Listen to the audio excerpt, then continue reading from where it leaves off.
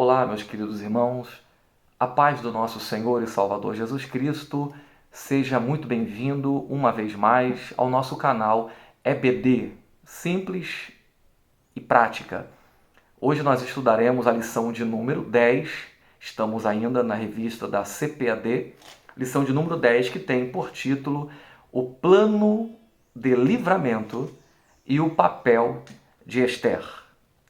Nós queremos lembrar a todos vocês que são professores que nós aqui não iremos fazer uma leitura sistemática de toda a lição, mas sim iremos encontrar para lhe auxiliar ponto de interação e subsídios que possa lhe auxiliar e te ajudar na sua aula, na sua classe, junto com os seus alunos e tornar uma aula muito mais prática e participativa, tá bom? Então você pega papel e caneta, pegue a sua Bíblia e esteja atento para poder receber de Deus através dessa lição que nós vamos ministrar de forma bem prática para o seu coração, tá bom?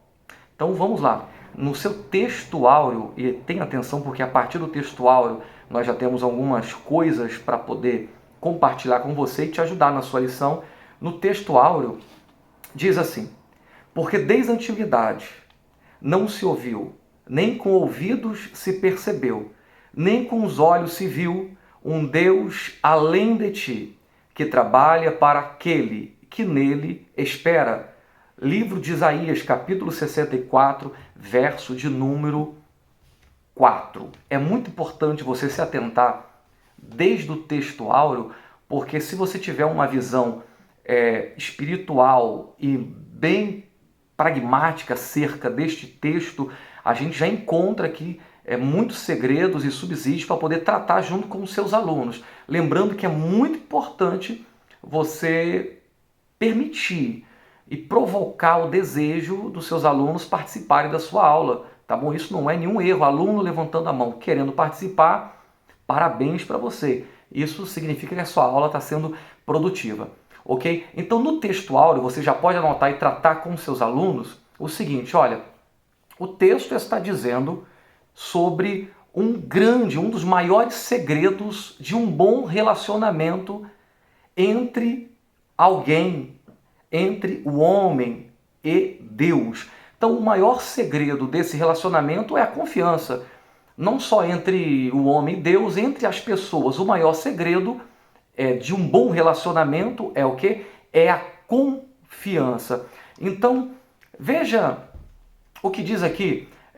Você pode abrir também Isaías, capítulo de número 40, versículo 31, diz assim: mas os que esperam no Senhor renovarão as suas forças, subirão com asas como águia, correrão e não se cansarão, caminharão e não se fadigarão. Está falando sobre confiança em Deus. É isso que o texto áureo está nos ensinando, ok? Aprender um pouco mais sobre confiar em Deus. Você também pode anotar aí, para te auxiliar, Salmos 125, os seus versos 1, 2 e 3. Anote também os Salmos 121, os seus versos 3, 4 e o verso 5. Provérbios 3, versos 5 e 6, ok? E falando sobre confiança, nós temos alguns exemplos que podem te auxiliar. O primeiro exemplo que você pode dar para a sua classe acerca de confiança é você trazer à memória algumas coisas que você passou com o seu filho e filha. Você sabe que quando você pegava ali o seu filho, a sua filha, ou se você fizer isso e colocar ele no alto, numa janela, numa cadeira alta ou numa mesa, estender o braço e pedir para que ela pule ou para que ele pule, olha, imediatamente esta criança vai pular os seus braços. E é claro, você não vai fazer isso, mas a criança não imagina que você vai puxar o braço, sair e deixar a criança cair no chão. Por que isso? Porque há uma confiança da criança para com o seu pai. Ela jamais acreditaria que você não ia segurar ela. E é por isso que ela pula, porque há uma confiança em você. Assim também quando você vai atravessar uma rua, não é isso que acontece? Você vai atravessar uma rua, você está de mãos dadas com a sua criança. Você já percebeu que quando você está de mãos dadas com seu filho ou sua filha e vai atravessar a rua, é você quem olha para a esquerda e para a direita. É você que está percebendo se há possibilidade de atravessar ou não. E depois que você atravessa a rua de mãos dadas com o seu filho, você percebe que o seu filho nem notou se vem carro ou se não vem. Aí você, ao perceber isso, você lembra, olha, você quando atravessar, meu filho, você tem que olhar para a direita, olha para a esquerda para ver se vem carro. Mas a criança não está preocupada com isso, porque ela está de mãos dadas com o papai e com a mamãe. E isso gera uma confiança de tal forma que ela acredita que a atitude que você está fazendo está permitindo que ela esteja segura. Isso é confiança. Confiar em Deus é dessa mesma forma. Então você trabalha no texto áureo acerca da confiança, traga exemplos, busque texto, contexto, ok? Vai ser muito legal você tratar essa parte de confiança, até porque é sobre isso que está falando. Olha também o que diz a verdade prática da nossa lição de número 10. É nos momentos dramáticos da vida que mais aprendemos a confiar em Deus e depender dele realmente. Esse texto áureo, ele nos ensina grandes lições, e aqui vai uma outra lição para você trabalhar de forma bem resumida e prática na sua sala. Infelizmente, nós temos grande dificuldade de aprender grandes lições com os momentos bons, mas temos facilidade de aprender com os momentos ruins e as dificuldades dramáticas da vida. É muito comum. E se fôssemos poder pontuar para poder trabalhar acerca disso, você pode trazer pelo menos, tem mais, mas pelo menos 3 coisas boas que acontecem no momento da crise. Pontua isso. Entre 3, você pode citar 2, você pode citar uma pelo menos, e isso vai ajudar na sua elaboração e na sua forma de aplicação da sua aula. Eu vou tratar de algumas aqui para a gente ganhar tempo. A primeira coisa boa que acontece no momento da dificuldade, no momento da crise, está pontuado ali em João, capítulo 15, versículo 7, 5, 6 e o versículo 7. Mais precisamente, no último versículo é para você pontuar. E o que é a coisa boa que acontece na crise? É que você descobre o quanto é dependente de Deus.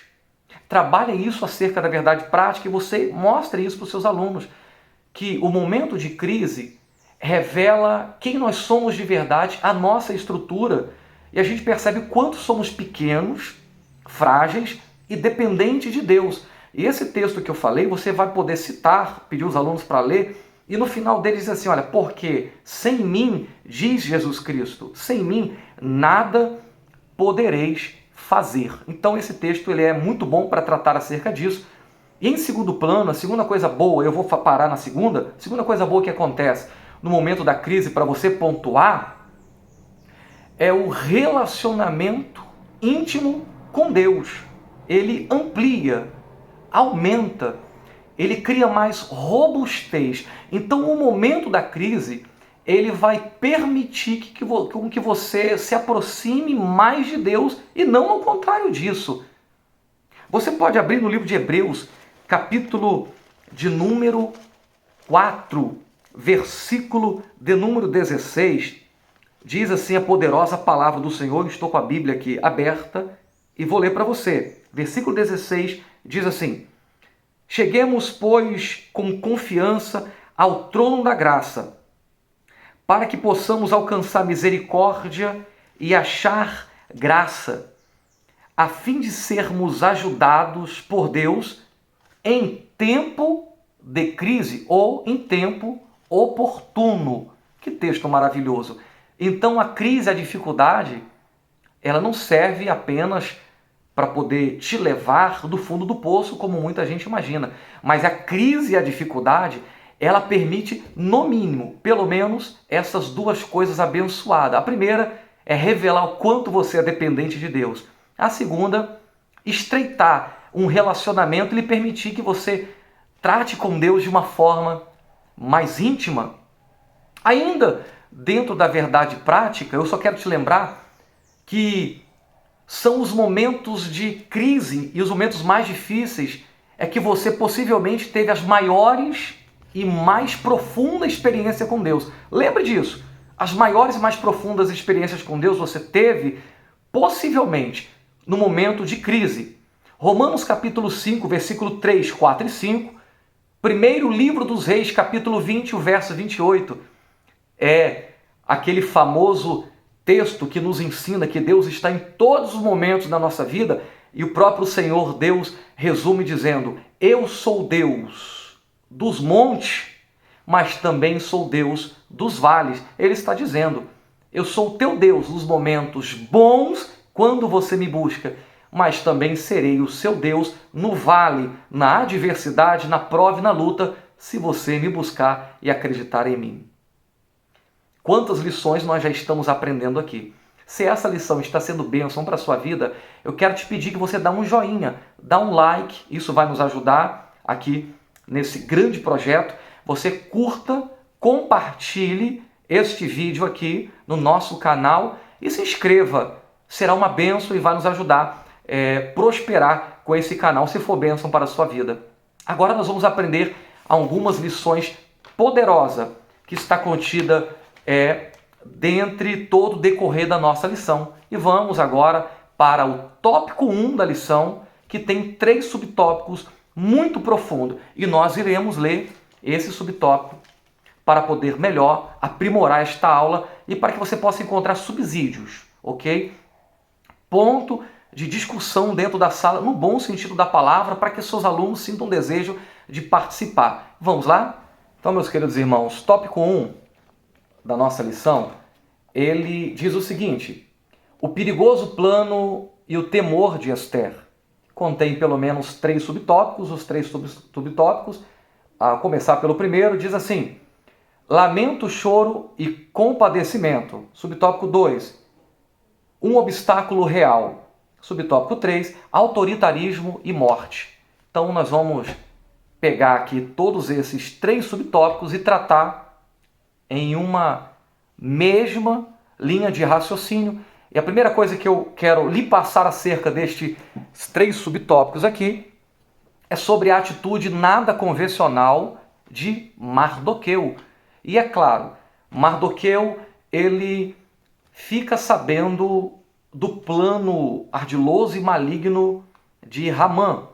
E a atitude dele é uma atitude de alguém que estava totalmente destruído por dentro acerca do que poderia acontecer ao seu povo judeu. Ele vai se vestir de saco de pano, colocar cinza sobre a sua cabeça e vai começar a prantear, gritar, chorar na porta do palácio real de Xerxes, de Assuero. E isso vai chamar a atenção de muita gente. Sobretudo, é claro, a notícia vai chegar até a rainha Esther. Eu só quero que você entenda que o plano principal e primordial de Mardoqueu não era apenas chamar a atenção de ninguém, e por isso que ele fazia, na linguagem de algum, aquele estardalhaço na frente do palácio real. Ali havia uma grande comoção, uma grande tristeza acerca do que viria pela frente depois do edito real acerca do extermínio de todos os judeus que estavam ali, sobretudo, na sua maioria, em Suzã.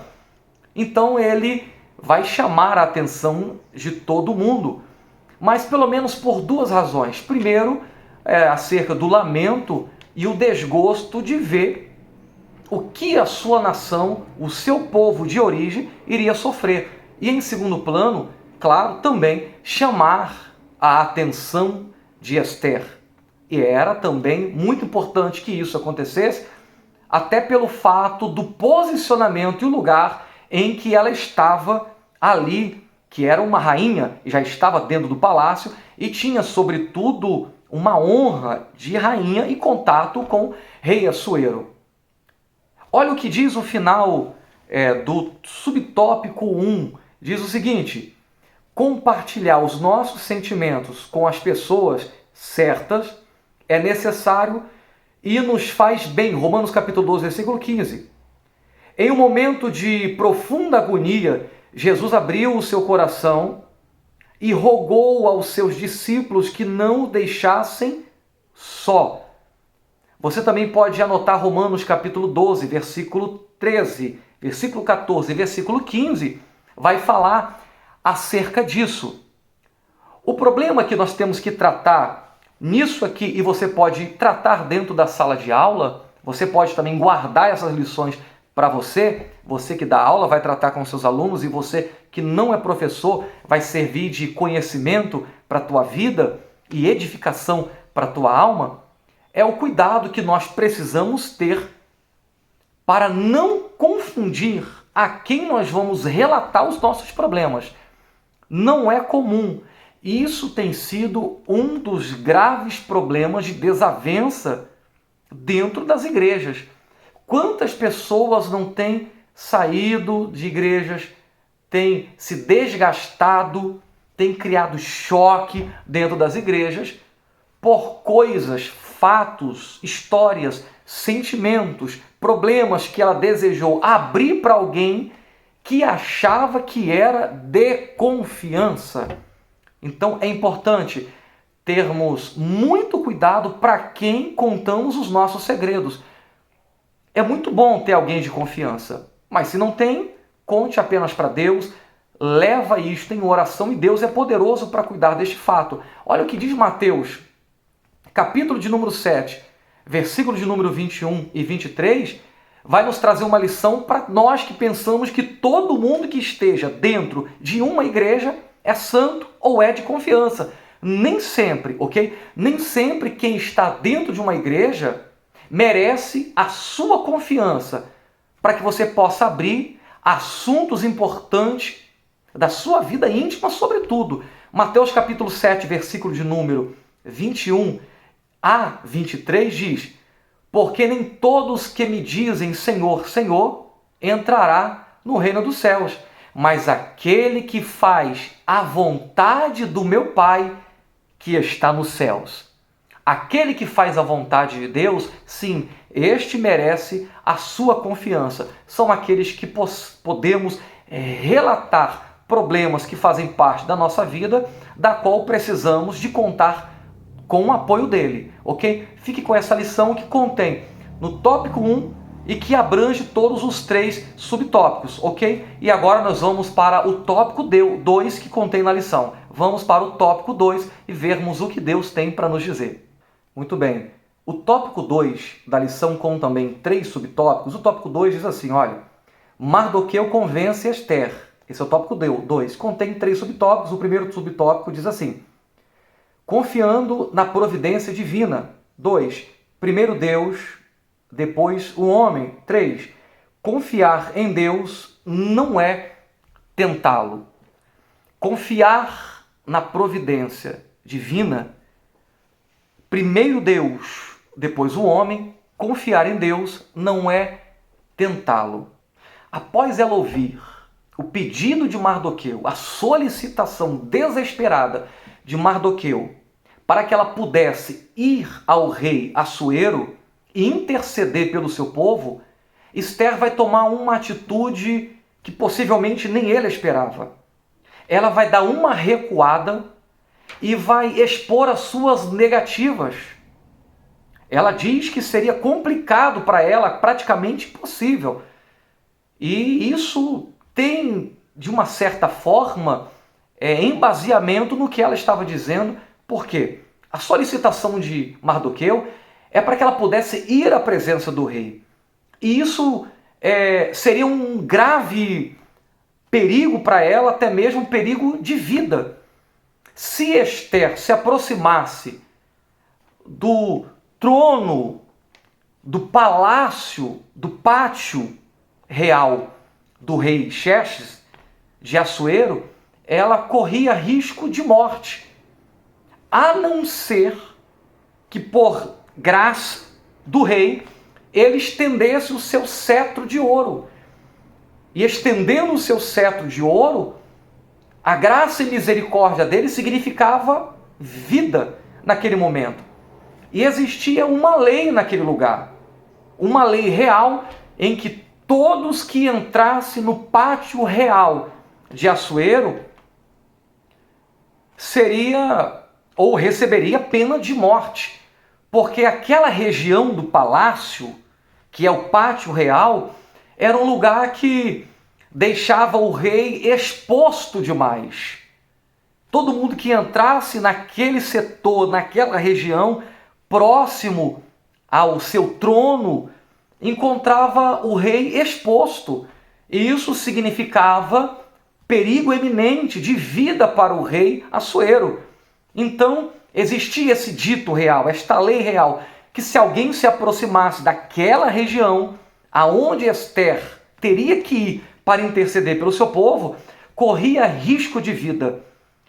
E quando Ester vai usar um dos eunucos chamado Hatak para poder fazer este intercâmbio, esta ponte entre a rainha Ester e Mardoqueu, ela manda dizer o seguinte: olha, é uma grande impossibilidade de eu ir.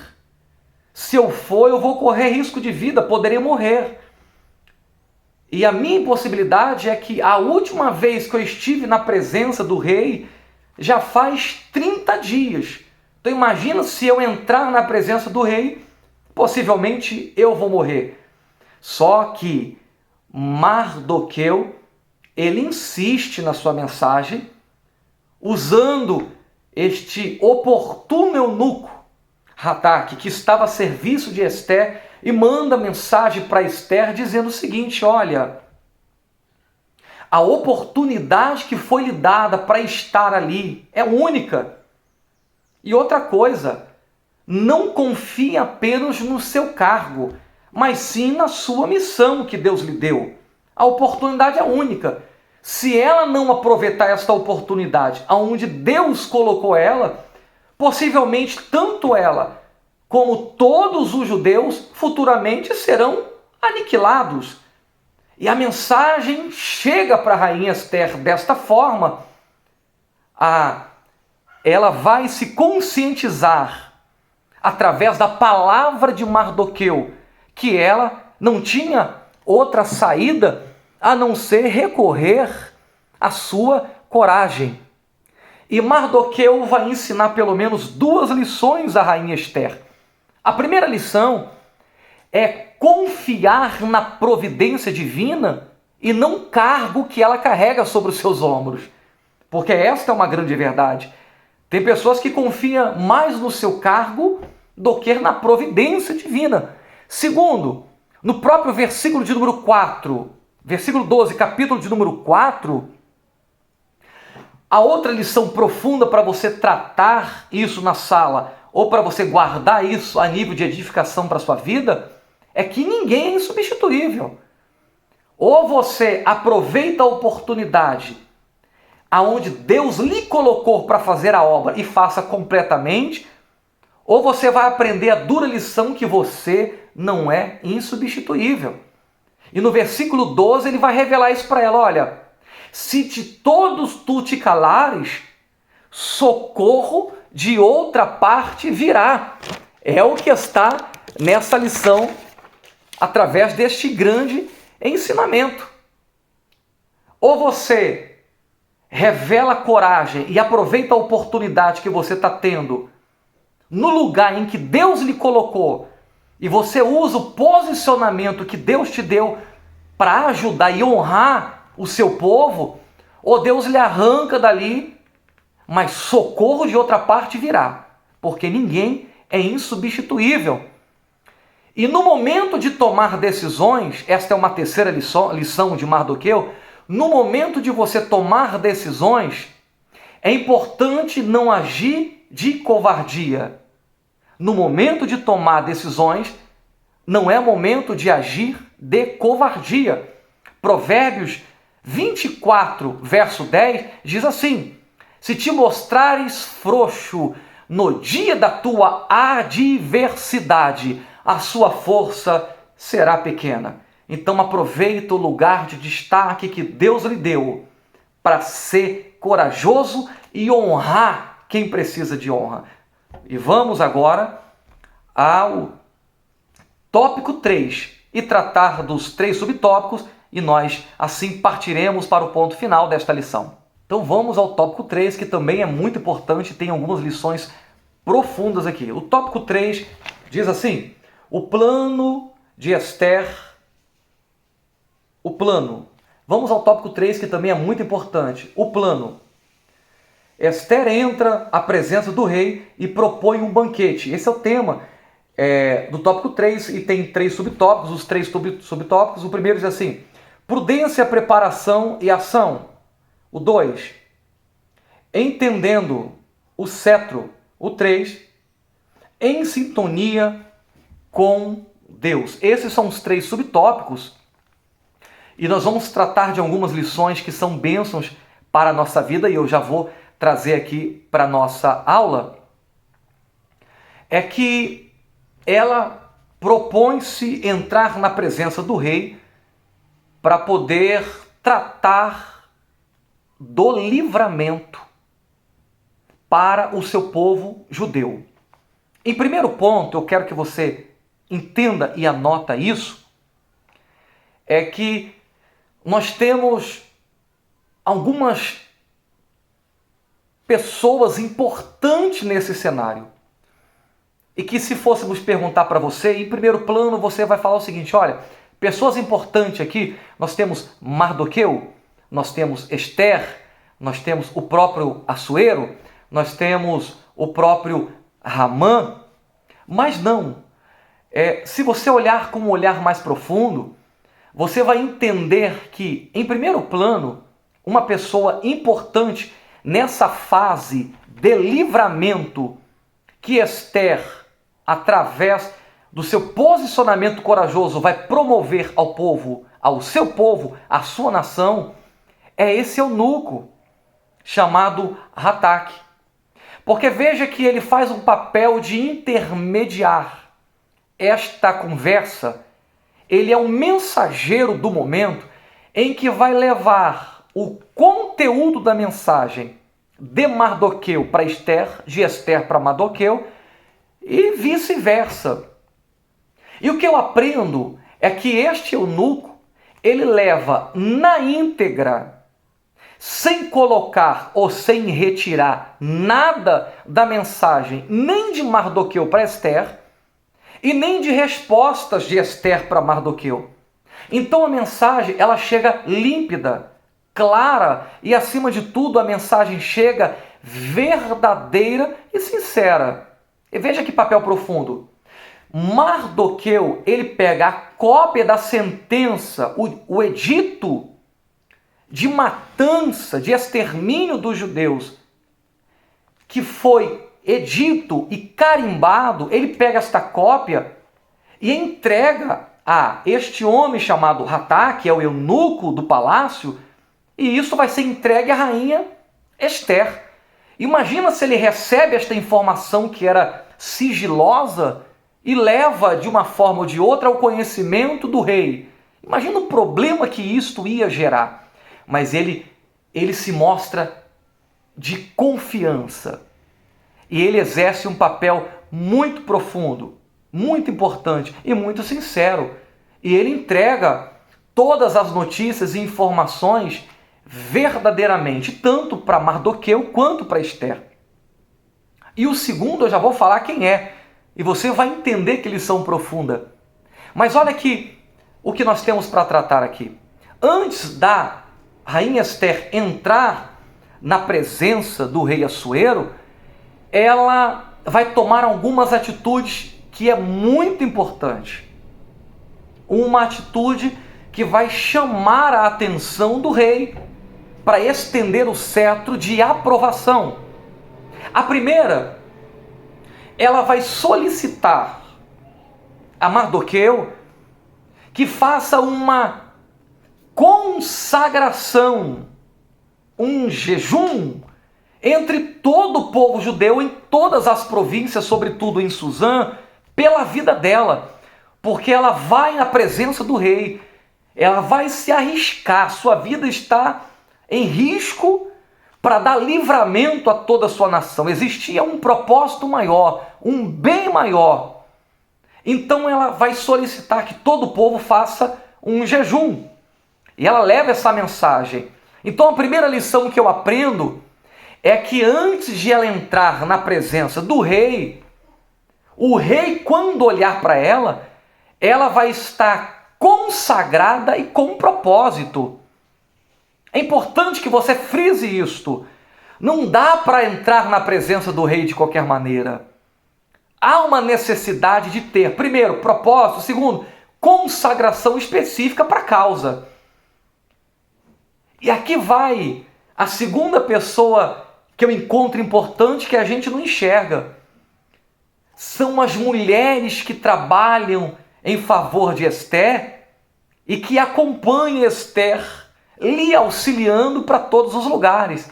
Veja que coisa importante.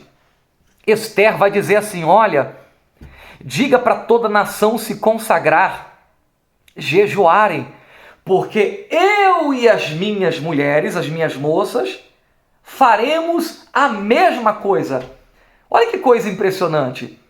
Esther encontra ao seu lado auxiliadoras, pessoas que lhe acompanhem, que vai vestir a mesma camisa e vai consagrar ao lado dela. Irmãos, como é importante você ter companheiros, e você, mulher, ter companheiras, pessoas ao seu lado, que vai vestir a camisa da ajuda, da consagração, quando você precisar de alguém que ore, jejue por você, suba ao monte por você, que peça a Deus pela sua vida. E é muito ruim você ter ao lado pessoas que, nos momentos mais difíceis, quando você olha, não estão ao seu lado. Procura pessoas importantes e amigas no momento de aflição. Se elas estarão ao seu lado, aí sim você vai poder falar que tem amigos ou que você não tem amigos. Segunda coisa importante que nós aprendemos acerca de Esther antes de entrar na presença é que ela entra de forma humilde e simples. A humildade de Esther e a sua simplicidade vai chamar a atenção do rei, ok? Leva isto em consideração. Deus sabe quem é humilde. Deus sabe quem é simples. O humilde não é aquele que fala que é humilde. Simples não é aquele que fala, eu sou simples, ok? E em terceiro e último plano para a gente aqui já encerrar esta aula de subsídios, né, de pontos importantes para tratar dentro da sala de aula também, é o adequadamento de suas vestes, a forma adequada de suas vestes. Ela precisou vestir as suas vestes reais e entrou no pátio principal do rei, e o rei observa que a sua vestimenta trazia a identidade que ali tinha uma rainha, e era Esther. Então, é importante por demais, quando o rei te olhar, ele encontrar uma boa identidade real na sua vida. Tá bom? Essas são as profundas e abençoadoras lições, tópicos, subsídios que nós encontramos aqui na lição de número 10. Se esta lição foi bênção para a sua vida, não se esqueça, tá bom? De dar um joinha, de se inscrever no nosso canal e de compartilhar essa profunda aula. Deus abençoe a sua vida. Até a próxima!